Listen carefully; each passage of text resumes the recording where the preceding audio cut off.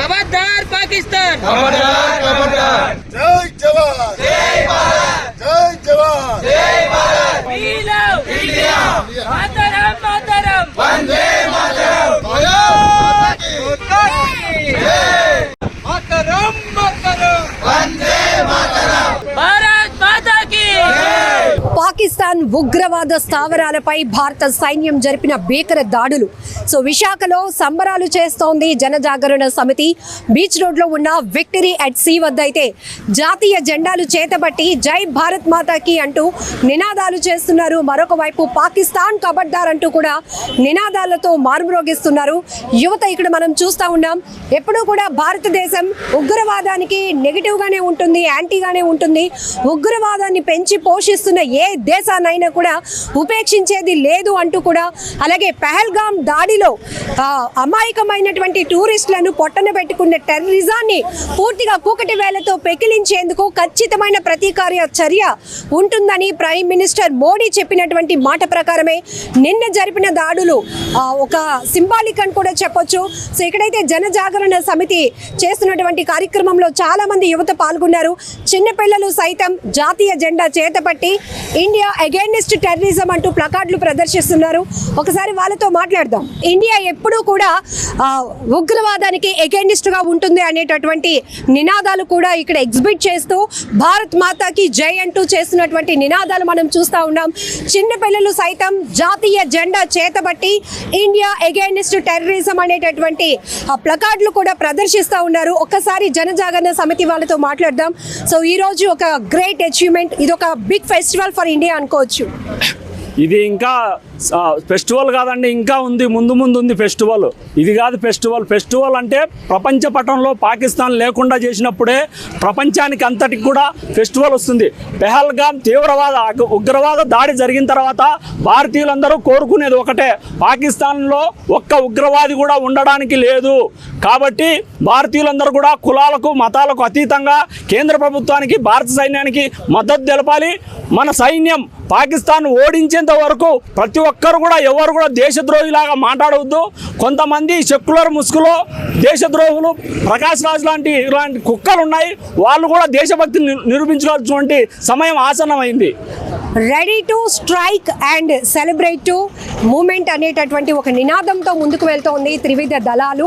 So ఇక్కడ చూడొచ్చు, operation Sindoor ఏదైతే ఉగ్ర స్థావరాలను మట్టుబెడుతున్నటువంటి భారత సైన్యాలను చూసి ప్రతి ఒక్కరూ గర్విస్తున్నారు. భారతీయులుగా మేము సైతం అంటూ ముందుకొస్తూ నెటిజన్స్ అయితే మాత్రం సోషల్ మీడియా వేదికగా తమ జాతీయత పైన ఉన్నటువంటి భారతదేశం పైన ఉన్నటువంటి అభిమానాన్ని కూడా చాటుకుంటున్న సందర్భం చూస్తున్నాం. సార్ మీరు చెప్పండి, ఎట్లా చూడొచ్చు అంటారు? మీరు చెప్పారు ఆపరేషన్ సింధూర్ అన్న నామమే మన గౌరవం. సింధూర్ అనేది ఒక మహిళకి ఎంత గౌరవం, మన భారతదేశానికి కూడా అంతే గౌరవం. ఇలాంటి ఆపరేషన్ సింధూర్ మన గౌరవం కోసం పాకిస్తాన్తో ఏ విధమైన యుద్ధం చేస్తుందో, నిన్న రాత్రి ఏ విధమైన అటాక్ చేసిందో ఎంతోమంది భారతీయులకు, అదేవిధంగా భారత జవాన్లకు, వాళ్ళందరికీ మేము వాళ్ళ మద్దతు ఇవ్వాలని కోరుకుంటున్నాం. ముఖ్యంగా ఈరోజు పాకిస్తాన్ ఏదైతే మన భారతదేశం మీద ఉగ్రవాద చర్య 28 మంది హిందువులను 28 మంది భారతీయులు ఈరోజు ఏ విధంగా అయితే హతమర్చిందో, వాళ్ళకి అంతే విధంగా భారతదేశం యొక్క ఉగ్ర రూపాన్ని వాళ్ళకి తెలియజేసేటట్టు భారతదేశం చూస్తుంది. అదేవిధంగా ఈరోజు కేంద్ర ప్రభుత్వం నరేంద్ర మోడీ గారు ఆర్మీకి ఏ విధంగా అయితే ఫ్రీ హ్యాండ్స్ ఇచ్చారో, ఏ విధంగా అయితే దూసుకు బొమ్మని ఆర్డర్స్ ఇచ్చారో, అది మా అందరికీ ఎంతో ధైర్యాన్ని నింపుతుంది. ఇంతకుముందు ఎప్పుడూ లేదు. ఈరోజు చెప్తున్నాను, భారతదేశానికి ప్రపంచ దేశాలు ఏ విధంగా అయితే మద్దతు ఇస్తుందో, అదేవిధంగా భారతదేశ ఇంట్లో ఉన్న దొంగలు కూడా బయటకు వచ్చి, ఇందాక చెప్తున్నట్టు ప్రకాష్ రాజ్ గారు కానీ రిమైనింగ్ కాంగ్రెస్ పార్టీ నేతలు కానీ ఏ విధంగా అయితే పాకిస్తాన్కి న్యూక్లియర్ బాంబులు ఉన్నాయి, అవి ఉన్నాయి, ఇవి ఉన్నాయని భయపెడుతున్నారో, ముఖ్యంగా వాళ్ళకి చెప్తున్నా, ముందు మీ మైండ్ సెట్ మార్చుకొని, లేకపోతే మీ మీద దేశద్రోహ చర్య చట్టం కింద కేసు నమోదు చేయాలని కోరుకుంటున్నాను.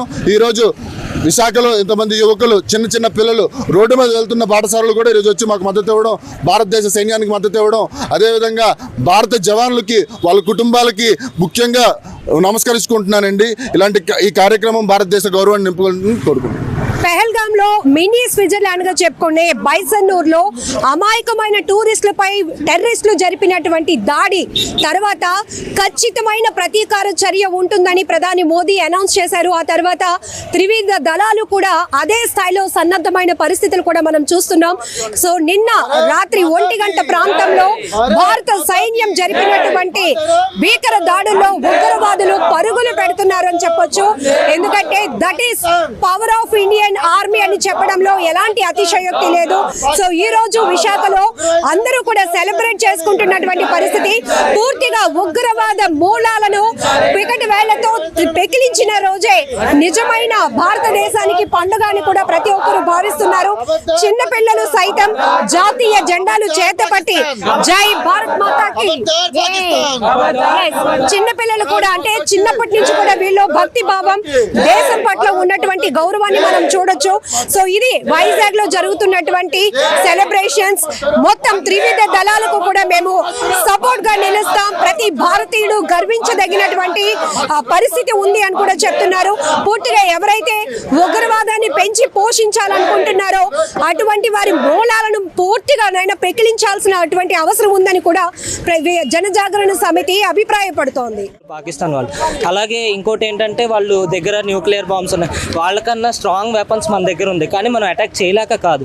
ఎందుకంటే అక్కడ వాళ్ళు కూడా మనుషులే అని మనం ఆలోచించి అంత మంచి చాలా శాంతియుతంగా కోరుకుంటున్నాం కాబట్టి మనం అటాక్స్ చేయట్లేదు. ఒక్కసారి మనం అటాక్ స్టార్ట్ చేస్తే వాళ్ళు ఇండియాలో మ్యాప్ మొత్తం వరల్డ్ మ్యాప్లోనే లేకుండా పోతారు.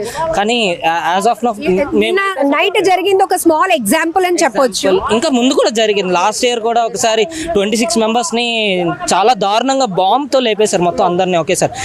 యాక్చువల్గా అక్కడనే మనం చంపేచ్చు వాళ్ళని, కానీ వాళ్ళకి ఎందుకు అంటే వాళ్ళు మారుతారు, ఎప్పటికైనా ఇది అన్నీ ఆపేస్తారు పవర్ ఆఫ్ ఇండియా. కానీ ఈసారి ఏంటంటే నెక్స్ట్ టైం ఇలాంటివి టాలరేట్ చేయడానికి లేదు. ఈసారి అలా చేసుకుంటూ పోతే ఎంతోమందిని మొత్తం 140 crores ఉన్నారు, అందరూ ఒక్కసారి దాడి చేసేస్తారు అనుకుని వాళ్ళు ఇంకా మ్యాప్లో కూడా ఉండరు. కానీ మనం అలా చేయలేం.